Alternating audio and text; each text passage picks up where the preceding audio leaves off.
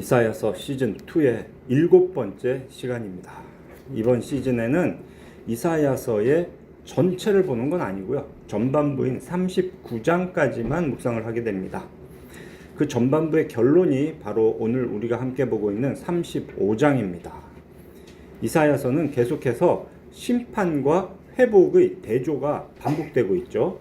그러한 구도가 이 전반부의 결론인 이곳에서도 그대로 나타납니다. 요 35장 하나만 보면 회복에 대한 말씀만 있는 것 같지만 사실 35장은 34장과 하나로 연결이 되어 있습니다. 그 34장은 열국의 심판에 대한 말씀이죠. 오늘 이 시간에는 34장과 35장을 함께 보면서 진정한 회복이 어떻게 이루어지는지를 깨닫게 되시기를 바랍니다. 자, 먼저 34장을 간단히 짚어봅시다. 34장 1절에 열국이여라고 시작하죠.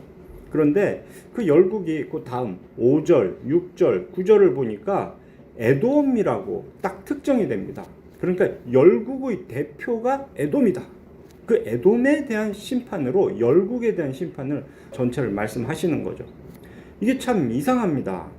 지금까지 기록된 이 이사야서 말씀에서 각각의 그 나라별 비중으로 보자면 이런 심판받는 열국의 대표로는 애굽이나 아수르나 바벨론, 최소 이 셋 중에 하나 정도는 돼야 될 것 같은데 비교적 존재감이 적었던 에돔이 마지막에 이 심판받는 열국의 대표로 언급이 되는 겁니다.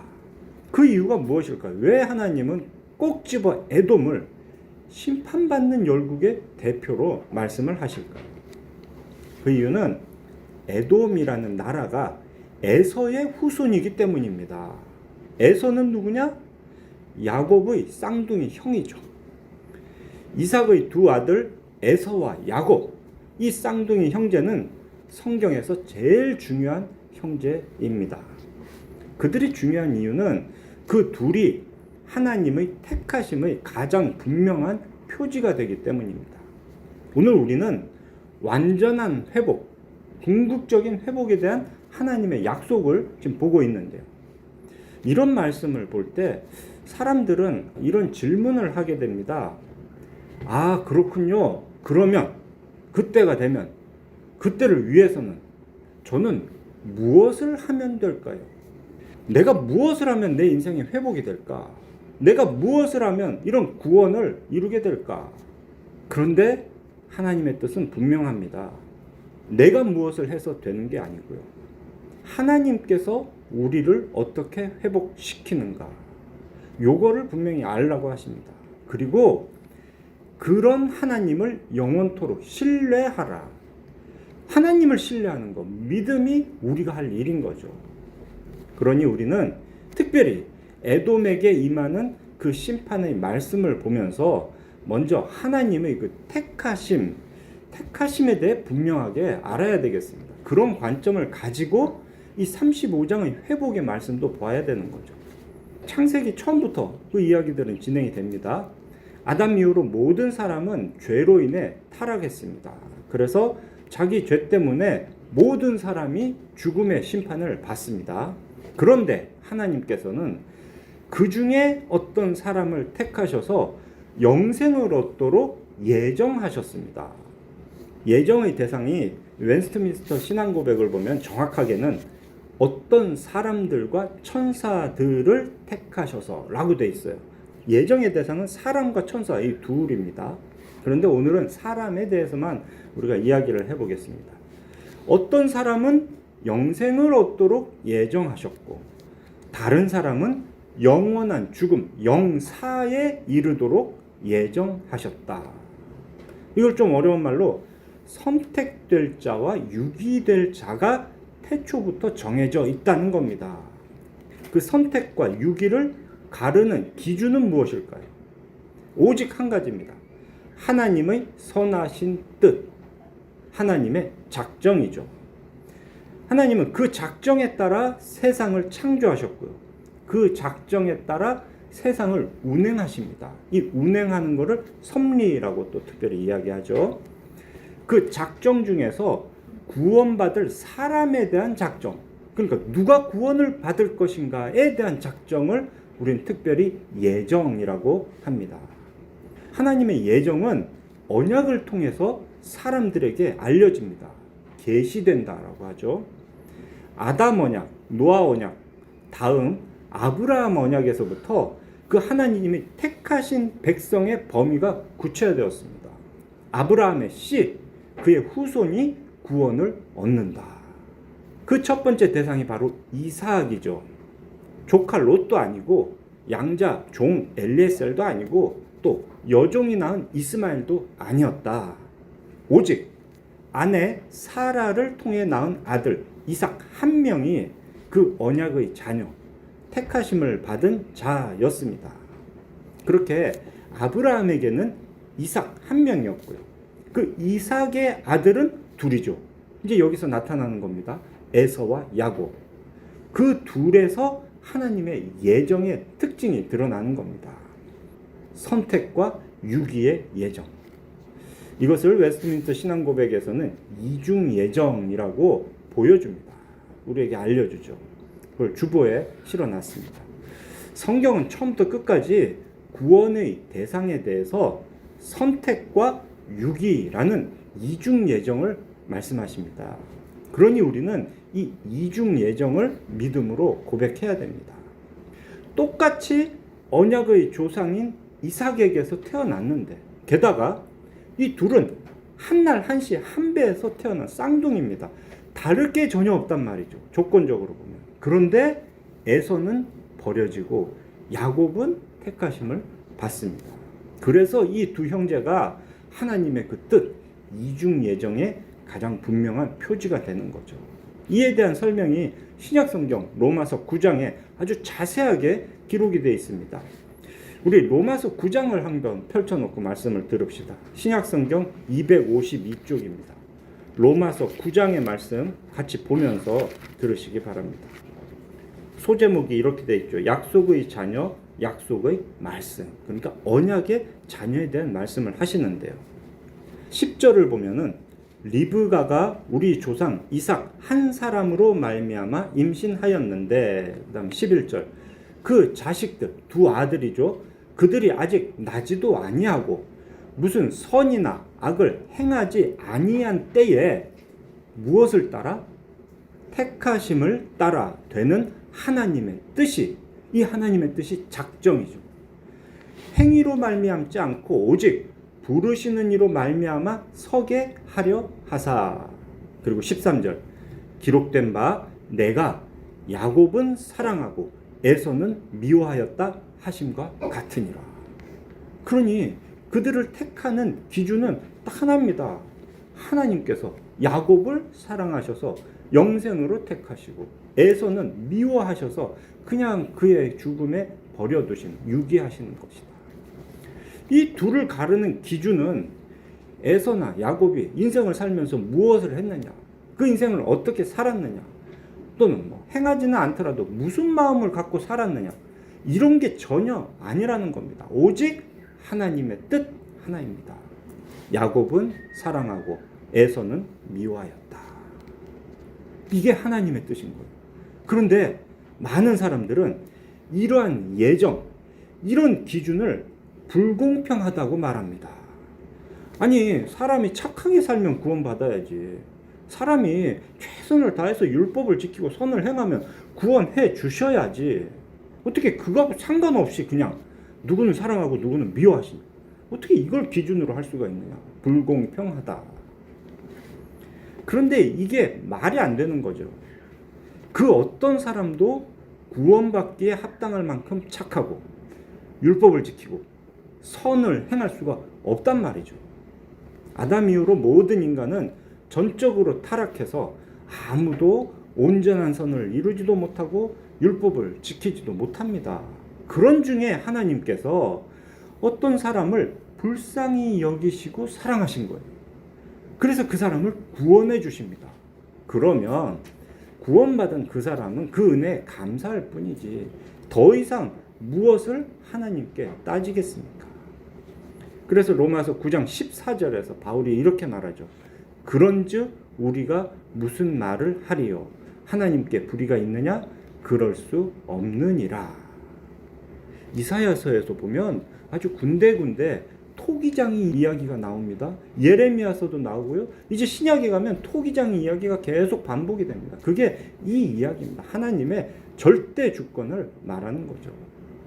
우리는 그 하나님의 절대 주권을 인정하면서 이사야서의 이 말씀들을 보아야 하는 겁니다. 내가 무엇을 하면 됩니까가 아니고 하나님이 어떤 분이신가, 하나님이 우리를 어떻게 구원하시고 회복시키시는가, 이걸 보자는 거죠. 다시 이사야 본문으로 돌아옵시다. 결국 이사야 34장과 35장이 바로 이 하나님의 이중 예정을 보여주는 거예요. 그 안에서 하나님의 절대 주권을 생각하게 하는 구도입니다. 이 34장에 기록된 에돔에 임하는 무서운 심판을 한번 보세요. 34장 4절, 하늘의 만상, 해와 달과 별이 다 사라져 버립니다. 이거는 우주의 종말을 말하는 겁니다. 그리고 9절, 흐르던 시냇물이 역청이 되어 불이 붙었는데 불이 꺼지질 않습니다. 물이 풍족했던 그 땅이 말 그대로 지옥으로 변한다. 그에 비해서 우리가 읽은 35장은 어떻습니까? 34장과 완전 반대죠. 이렇게 시작합니다. 광야와 메마른 땅이 기뻐하며 사막이 백합화 같이 피어 즐거워하며 무성하게 피어 기쁜 노래로 즐거워하며 레바논의 영광과 갈멜과 사론의 아름다움을 얻을 것이라. 에돔과 반대로 황폐했던 땅인데 풍요로운 천국으로 변화가 된다는 거죠. 그리고 중요한 표현이 2절 마지막입니다. 그것들이 여호와의 영광 곧 우리 하나님의 아름다움을 보리로다. 여기서 그것들은 사람들을 포함해서 그냥 모든 자연의 피조물들을 다 말하는 겁니다. 그것들이 하나님의 영광 곧 우리 하나님의 아름다움을 본다. 그렇게 말한 거예요. 그리고 그 일은 이미 이루어졌어요. 자, 그러면 지금 여러분들 눈에는 그 여호와의 영광이 보이십니까? 여러분들은 우리 하나님의 아름다움을 보고 계십니까? 어떻게 그 하나님의 아름다움을 보실까요? 우리는 종종 이런 생각, 이런 이야기를 합니다. 자연이 아름답구나 하면서 하나님의 영광을 생각하죠. 물론 들에 핀 꽃도 예쁘고요. 높은 산과 깊은 계곡도 멋있고 여름의 푸르름과 가을의 단풍도 다 아름답습니다. 특별히 성경에서는 1절과 같이 꽃 중에서도 백합화가 아름답다. 이 아름다움의 상징으로 백합화 이야기를 많이 해요. 그렇다면 그 아름다운 백합꽃이 여호와의 영광을 드러낼까요? 아름다운 강산이 하나님의 아름다움을 보여주는 걸까요?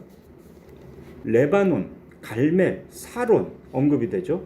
이게 모두 물이 많아서 초목이 울창한 그런 지역을 말하는 곳이라고 합니다.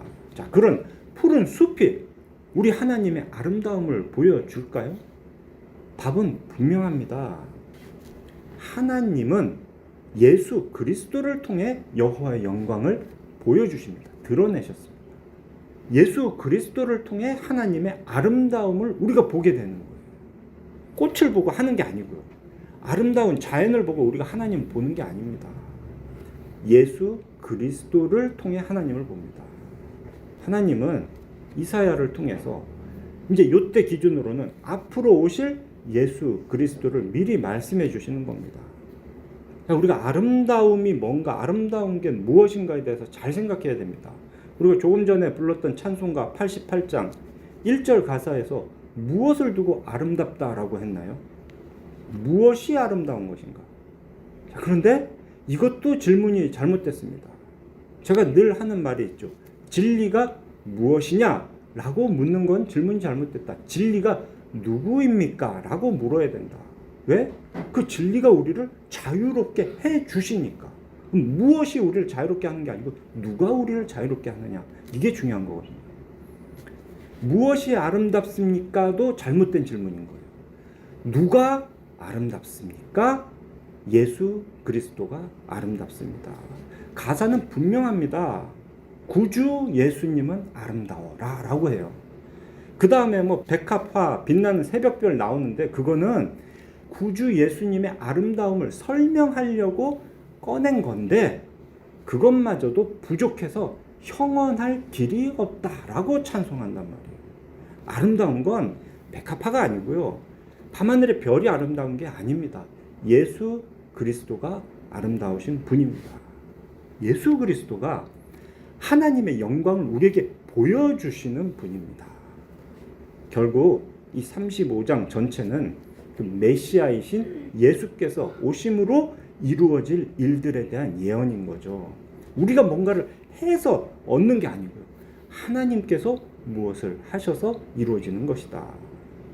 그때 가장 큰 변화는 슬픔과 탄식이 사라지고 기쁨과 즐거움이 가득하게 된다는 것입니다. 제일 처음인 1절, 2절에 그 말씀이 있고 또 마지막인 10절에도 그 말씀이 있죠. 이 수미상관법이라고 해서 처음과 끝에 반복되는 기쁨과 즐거움, 이것이 구원과 회복의 핵심인 겁니다. 자, 이제 그 안에 들어있는 구체적인 변화들을 봅시다. 3절과 4절 보면 너희는 약한 손을 강하게 하며 떨리는 무릎을 굳게 하며 겁내는 자들에게 이르기를 굳세어라, 두려워하지 말라, 이렇게 말하라고 해요. 자, 너희는 이렇게 하고 또 다른 사람에게도 이렇게 말해라, 그렇게 권면해라 하니까 마치 강해지고 굳게 하고 굳세어지는 모든 것들이 다 내가 마음 먹으면 될 것 같은 그런 것처럼 보인단 말이에요. 그래서 제가 이 본문을 읽기 전에 하나님의 절대 주권을 먼저 말씀드린 겁니다. 이런 변화들이 어떻게 해서 시작되는가 잘 보세요. 그렇게 마음 먹고 다짐한다고 되는 일일까요? 겁이 날 때마다 난 무섭지 않아 라고 막 주문처럼 되뇌이면 그 두려움이 없어지는 걸까요? 4절 하반절이 중요한 겁니다. 보라, 너희 하나님이 오사 보복하시며 갚아주실 것이라. 너희 하나님이 오사 너희를 구하시리라 하라. 이게 두려워한 사람한테 너 두려워하지 마, 굳세어, 이렇게 말하는 게 그렇게 마음 먹고 좀 힘을 내봐, 이 얘기가 아니었던 거예요. 하나님이 오셔서 보복하시고 원수를 갚아주시니까 두려워할 필요가 없게 된다는 거고, 하나님이 오셔서 구원해 주시니까 그런 걸로 인해서 염려할 필요가 없다는 겁니다. 하나님이 우리에게 오시는 것이 이 모든 변화의 시작인 거예요. 하나님이 오셔서 우리가 회복되고 구원을 얻게 되는 겁니다. 그게 무슨 일입니까? 말씀이 육신이 되어 우리 가운데 오신 예수님이죠. 그 예수님의 처음 오심, 초림이 이 모든 변화와 회복의 시작점인 겁니다. 구약에서 약속된 왕이시며 제사장이시며 선지자이신 그 메시아 예수 그리스도께서 우리에게 오심으로 자기 백성을 괴롭게 하던 대적에게 보복하시고 그 원수를 갚아 주셨습니다. 그러니 우리는 두려워하지 않을 수가 있는 거예요. 결국 두려움을 버리고 담대하게 가는 건 믿음에서 오는 거죠. 하나님을 신뢰하는 것. 자, 5절과 6절도 그때라는 말로 시작하죠. 결국 이어지는 이 일들 역시 그때 일입니다. 예수님이 처음 오신 성육신하신 초림하신 때에 일어나는 일이다. 5절, 맹인의 눈이 밝을 것이며 못 듣는 사람의 귀가 열릴 것이며 저는 자는 사슴같이 뛸 것이며 말 못하는 자의 혀는 노래하리니 이는 광야에서 물이 솟겠고 사막에서 시내가 흐를 것임이라. 그러니 훗날 예수님은 세례 요한의 질문에 바로 이 말씀으로 답을 해주신 겁니다. 마태복음 11장 3절, 감옥에 갇혀서 지금 죽기 직전에 세례 요한이 자기 제자들을 예수께 보내어서 이런 질문을 합니다. 오실 그이가 당신이 오니까 우리가 다른 일을 기다려야 됩니까? 그에 대한 예수님의 답이 이 4절과 5절을 그대로 인용해서 하신 말씀입니다. 너희는 가서 듣고 보는 것을 요한에게 알려라. 그게 무엇인가? 무엇을 보고 들었나? 맹인이 보며 못 걷는 사람이 걸으며 나병 환자가 깨끗함을 받으며 못 듣는 자가 들으며 죽은 자가 살아나며 가난한 자에게 복음이 전파되는 것을 우리가 보았습니다. 그 얘기하면 된다는 거예요. 당신이 우리가 기다리는 메시아 맞습니까? 라는 질문에 맞아, 내가 메시아야, 이렇게 얘기하시는 것보다 여기에 기록된 이사야서의 말씀을 그대로 확인시켜 주는 거, 눈으로 보여주시는 거, 이게 더 분명한 대답이 되는 겁니다. 이것이 바로 메시아이신 자신을 우리에게 드러내시는 그런 자기 계시인 겁니다. 그뿐만이 아닙니다. 마가복음 7장 31절에도 이런 말씀이 있죠. 귀먹고 말 더듬는 자의 귀가 열리고 혀가 맺힌 것이 풀려 말이 분명해졌다는 기록이 있는 거예요. 에바다라는 말이 이제 여기서 나오는 거죠. 이 모든 것이 예수님께서 자신이 바로 구약에서 약속된 메시아다라는 그 사실을 계시해 주신 그런 일들입니다. 이게 다 이사야서 35장 이 전반부의 결론에 있는 말씀으로 그대로 자신을 드러내신 겁니다. 6절 하반절과 7절에서는 특별히 이제 자연의 변화가 두드러지죠. 광야에서 물이 솟겠고 사막에서 시내가 흐를 것이다. 뜨거운 사막이 변하여 못이 되며 샘물 못이 되며 메마른 땅이 변하여 원천이 될 것이다. 승냥이 위에 눕던 곳에 풀과 갈대와 부들이 날 것이다. 이렇게 반복되는 여러 표현들의 핵심은 간단합니다. 메마른 땅에 물이 풍부하게 된다. 그 물은 생명의 근원입니다. 물이 풍부하니까 그 메말랐던 땅에 식물들도 이제 무성하게 잘 자랍니다. 이것이 무엇과 같습니까? 마치 태초의 그 에덴 동산과 같은 거죠. 하나님께서는 그 하나님의 형상을 닮은 사람을 위해서 5일간 천지 만물을 창조하셨죠.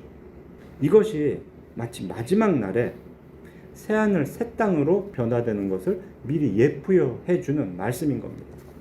마지막 날에 모든 게 회복되는데 그 회복의 최종 목적지가 뭐냐? 우리 사람의 회복이란 말이죠.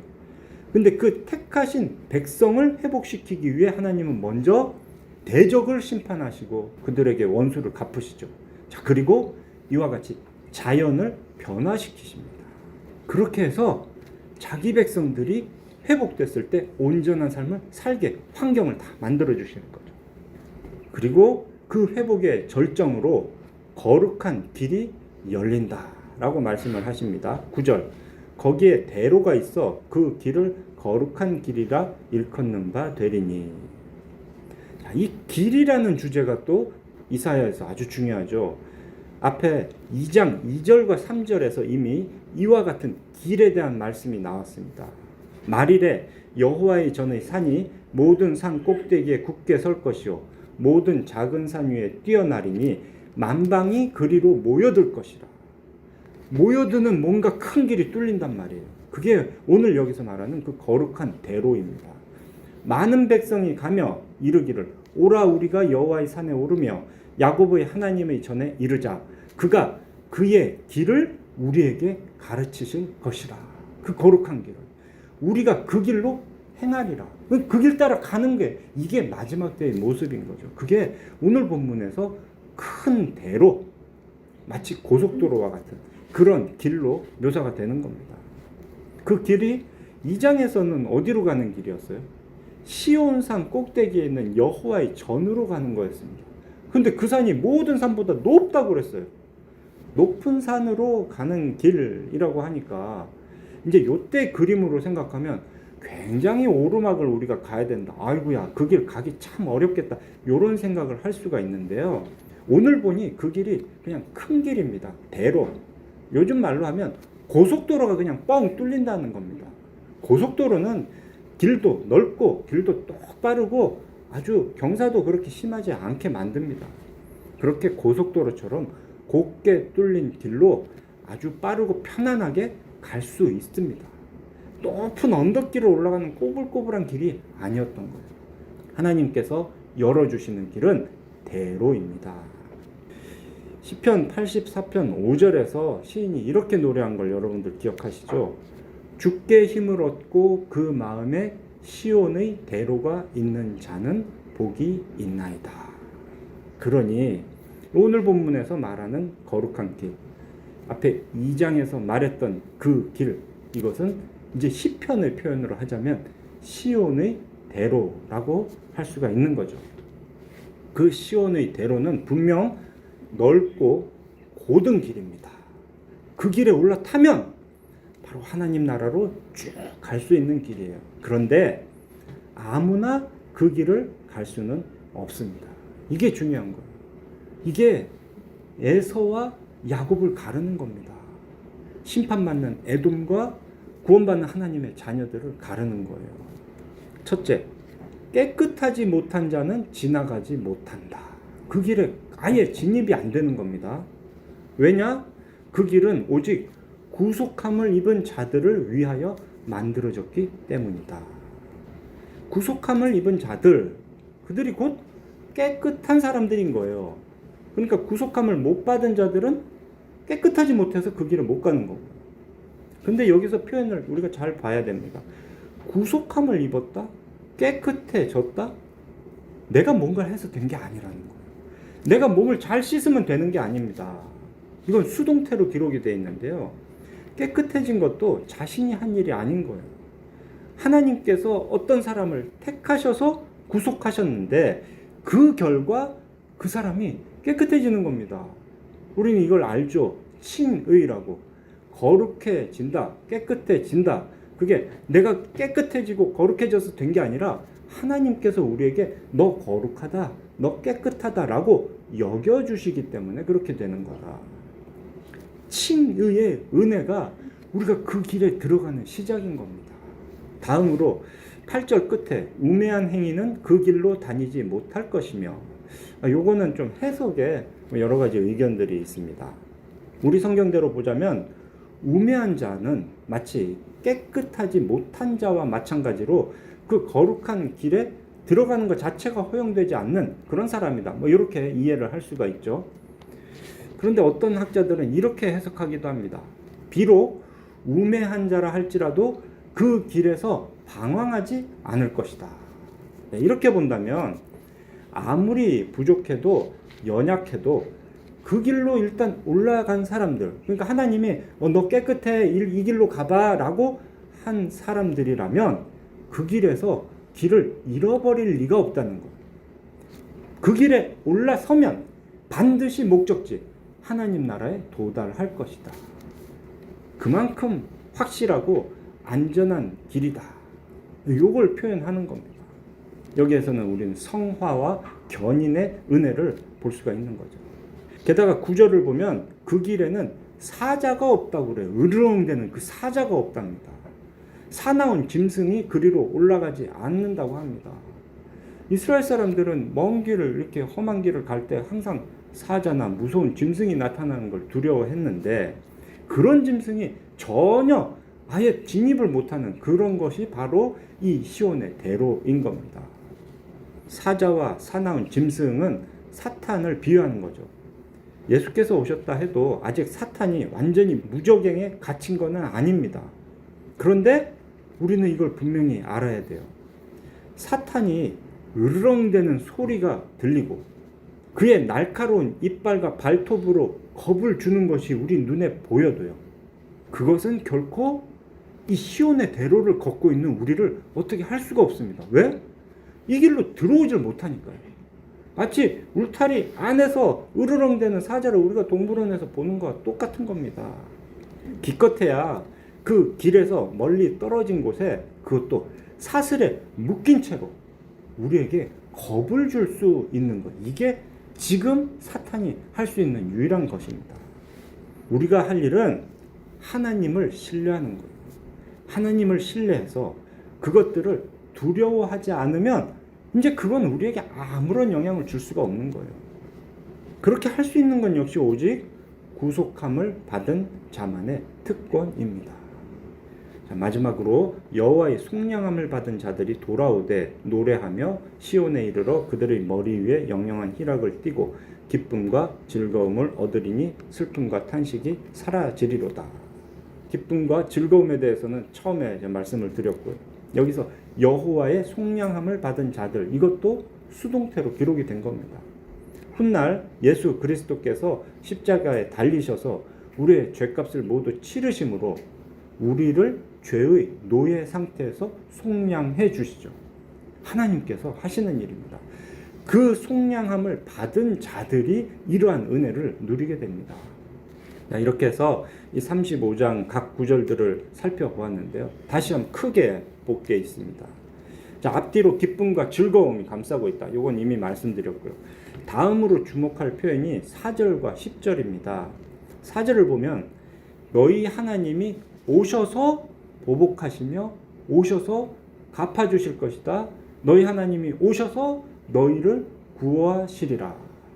오신다는 거, 이게 참 중요한 거예요. 하나님이 우리에게 오셔서 이 일들을 해주신다. 앞서 말씀드린 대로 이러한 회복, 이러한 구원은 절대적으로 하나님께서 우리에게 오심으로 시작이 됩니다. 바로 2000년 전 예수 그리스도의 초림을 말하는 거죠. 그런데 그 하나님이신 예수께서 그때 이렇게 이 땅에 오심으로 우리의 모든 회복이 완성된 건 아닙니다. 하나님께서 열어주신 그 길, 시온의 대로를 통해서 우리가 하나님께로 돌아가는 게 꼭 필요한 거예요. 그 과정이 꼭 필요합니다. 10절, 여호와의 속량함을 받은 자들이 돌아오되. 하나님이 우리에게 오심으로 시작된 이 구원의 은혜가 우리가 하나님께서 열어주신 그 길로 가는 것으로, 그 길을 통해 하나님께로 돌아가는 것으로 완성이 됩니다. 그 길은 거룩한 길이어서 깨끗하지 못한 자는 지나가지도 못하는데, 감사하게도 우리는 하나님께서 택하셔서 의롭다, 깨끗하다, 그렇게 인정을 해주셨어요. 그래서 우리는 그 길로 갈 수가 있습니다. 우리의 본성은 여전히 더럽지만 예수 그리스도를 믿을 때 그 예수 그리스도의 은혜 안에서 우리를 깨끗하다 해주신 그 칭의 덕분에 그 길을 갈 수가 있습니다. 자, 그 칭의의 은혜를 입어 시온의 대로에 올라선 우리는, 그 도로에, 고속도로에 진입을 한 우리는 그 길을 끝까지 걸어서 하나님께로 돌아가야 됩니다. 그게 우리에게 주어진 일이에요. 거룩하신 하나님께서 열어주신 길, 예수께서 중보해 주시는 그 길, 성령께서 항상 우리와 함께 하셔서 인도해 주시는 그 길, 우리는 그 길을 통해 거룩함을 이루어가야 합니다. 사자의 울음소리가 들리고 날카로운 송곳니와 발톱이 눈앞에서 번쩍거려도 늘 함께 하시는 그 삼위일체 하나님을 신뢰해서 담대하게 그 길을 걸어가야 합니다. 그러면 마침내 이 육체를 벗는 그날에는 완전한 거룩함을 이루어서 하나님 나라에 들어가게 됩니다. 그때까지 삼위일체 하나님은 우리를 그 길에서 지켜주십니다. 길을 잃지 않도록 지켜주시고 그 길을 따라 끝까지 걸을 수 있도록 힘을 주십니다. 사탄의 유혹에 빠지지 않도록, 동시에 그 사탄의 위협에 두려워 쓰러지지도 않도록 힘을 주십니다. 사랑하는 필그림교회 성도 여러분, 하나님이 우리에게 오심으로 시작하고 우리가 하나님께로 돌아감으로 완성되는 그 온전한 회복, 때가 되면 메시아가 오셔서 여호와의 영광, 곧 우리 하나님의 아름다움을 보여주실 것이라는 이러한 약속의 말씀을 통해서 오늘 우리가 기억해야 할 핵심이 무엇일까요? 본문에는 딱 이 단어가 쓰이진 않았지만 결론은 분명합니다. 신뢰하라, 신뢰하라. 여호와를 신뢰하라. 그러한 신뢰는 바른 지식에서 시작합니다.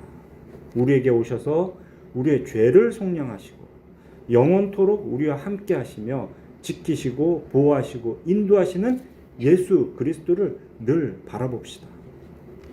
성경을 읽고 교리를 배워서 하나님이 어떤 분이신가를 정확하게 알게 되시기를 원합니다. 태초부터 지금까지 그 언약을 이루어 가신 하나님을 온전하게 신뢰하시기를 바랍니다. 예수 그리스도 안에서 하나님을 온전히 신뢰함으로 그 시온의 대로를 끝까지 걸어가는 우리 모두가 되시기를 삼위일체 하나님의 이름으로 축원합니다. 아멘.